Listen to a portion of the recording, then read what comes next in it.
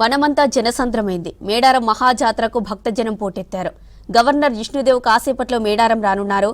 గద్దెల దగ్గర అమ్మవార్లను దర్శించుకుని ప్రత్యేక పూజలు చేయనున్నారు. రాష్ట్ర మంత్రులు, అధికారులు గవర్నర్కు స్వాగతం పలకనున్నారు.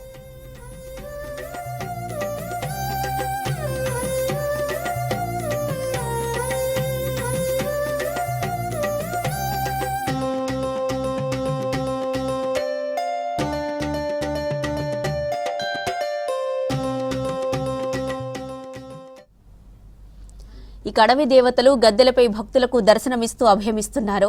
రాత్రి మేడారంలోని గద్దెల మీదకి చేరుకుంది సమ్మక్క, సారళమ్మ, పగిడిద్దరాజు, గోవిందరాజు సమేతంగా భక్తుల పూజలు అందుకుంటోంది సమ్మక్క.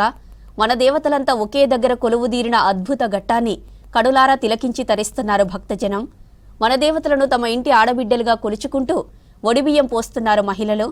అమ్మల దర్శనానికి లక్షలాదిగా భక్తులు తరలివస్తున్నారు. రేపు సాయంత్రం వరకు గద్దెలపై దర్శనం ఇవ్వనున్నారు అమ్మవార్లు. ప్రత్యేక పూజల తర్వాత తిరిగి వనప్రవేశం చేయనున్నారు.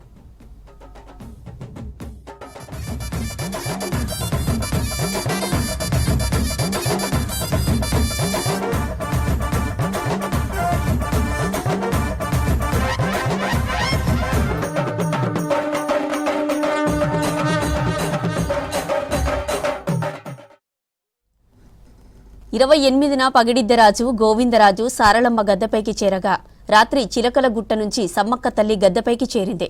దీంతో అందరూ గద్దెలపై కొలువుదీరారు.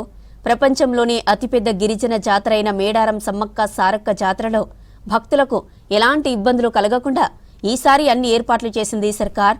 కోట్లాది మంది భక్తులు వనదేవతలను దర్శించుకునేందుకు వస్తున్నారు. తెలంగాణ సర్కార్ మేడారం జాతరకు 4000 ప్రత్యేక బస్సెస్ ని ఏర్పాటు చేసింది.